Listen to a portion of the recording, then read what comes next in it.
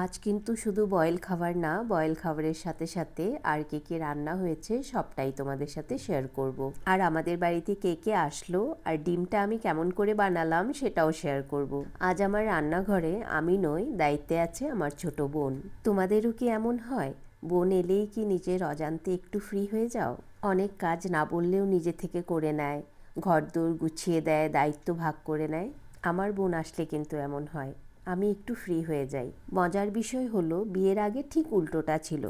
কথায় কথায় ঝগড়া, কখনো আবার ছোটোখাটো মারামারি। একবার তো ঝগড়া লেগে বোন আমাকে ব্লেড দিয়ে কেটেই ফেলবে, সেই পর্যন্ত পৌঁছে যেত ঝগড়া। মনে হতো একসাথে থাকলেই যুদ্ধ হবে। কিন্তু বিয়ের পর যেন রিলেশনটাই চট করে চেঞ্জ হয়ে গেল। আগে সেই ঝগড়াগুলোর জায়গায় ভালোবাসাটাই যেন অনেকটা বেড়ে গেল। এবার একটু বলে নিই আমি ডিমটা কি করে রান্না করছি।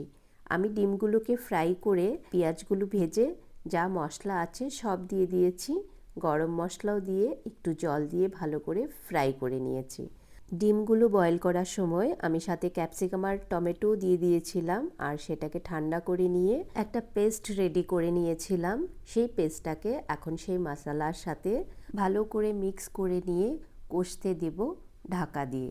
আমি ভুলেই গিয়েছিলাম আদা আর রসুন দিতে, তাই আবার মুনকে বললাম আদা আর রসুনটা দিয়ে দিতে। আমার বোন ছোট থেকেই লেফটি, ও সুন্দর সব কাজ বাম হাতে করে নেয়। রান্নাবান্না করা, ঝাড়ু দেওয়া সেগুলো সব বাম হাতে, শুধু খাওয়াটা আর লেখাটা সেটা ডান হাতে। আজ তো বুধবার, সকালবেলা যা বৃষ্টি দিল। যেহেতু এখন আমি মার্কেট যাচ্ছি না, তাই আয়ুষ্না বলেছিল যে মেডিকেল যাওয়ার আগে ও কিছুটা চিকেন এনে দিয়ে যাবে, মুন আসলে রান্না করবে বলে। কিন্তু সকালে এতটাই বৃষ্টি দিয়েছে ও মেডিকেলেই যেতে পারলো না। শেষ পর্যন্ত অনেকটা লেট হয়ে গেছে বৃষ্টি কমবে কমবে বলে। তারপরে আর চিকেনই আনা হলো না। ও মেডিকেল থেকে এতই ফোন আসছে যে ও চলেই যেতে হলো। সেই জন্যই আজকে অ্যাকচুয়ালি ডিমটা রান্না করা। মশলাটা কষে যাওয়ার পরে আমি ডিমগুলো দিয়ে আবার একটু কষিয়ে নিয়ে ধনেপাতা দিয়ে আমি নামিয়ে নিয়েছি। এদিকে মুন আমার ফিল্টারগুলোতে জল দিয়ে দিচ্ছে। ও নিজে থেকে দেখে দেখে আমার সব কাজগুলো করে দিয়ে যাচ্ছে, যেন আমার কষ্টটা কম হয়। এখন দেখাই তোমাদের আজকে কি রান্না হয়েছে। এটা কলার মোচা বয়েল, যেটা আমি কালকে তোমাদের দেখিয়েছি। এখানে সব সবজি দিয়ে একটা ডাল হয়েছে, আর ধনেপাতার চাটনি হয়েছে লঙ্কা ছাড়া, সেটা আমার, আর রোস্টেড পাঁপড়টাও আমার। স্যালাডও সবাই খাবে, আমিও খাবো। এটা হলো মোচা আর আলু দিয়ে পেঁয়াজ দিয়ে একটা ভাজা হয়েছে, যেটা সবাই ওদের জন্য। আর রয়েছে ডিম কষা আর ঝাল ঝাল শুটকির লাড়া। এটা হলো মুনের যা, ছোট যা না, ছোট যা। এটা হলো এই যে মুন, এদিকে এই যে আমাদের আজকের সবকিছু রান্না টান্না করে খাওয়াচ্ছে আমাদের। বাবাই তো গেল গিয়ে, ওরা ওরা দুজন মিলে রান্না করলো কিন্তু, হ্যাঁ সবকিছু ওরা দুজন মিলে রান্না করলো। আমি অসুস্থ মানুষ ভাই, আমি অসুস্থ, এই জন্য আমি কিছু করিনি, একটু একটু হেল্প করে দিয়েছি শুধু। বসে পড়লাম আমরা সবাই খেতে। কিন্তু হ্যাঁ, একটা সত্যি কথা আমি বলবো, আজকে আমার কিন্তু একটু খারাপ লাগছে, যেহেতু মাছ মাংস কিছু আনা হয়নি।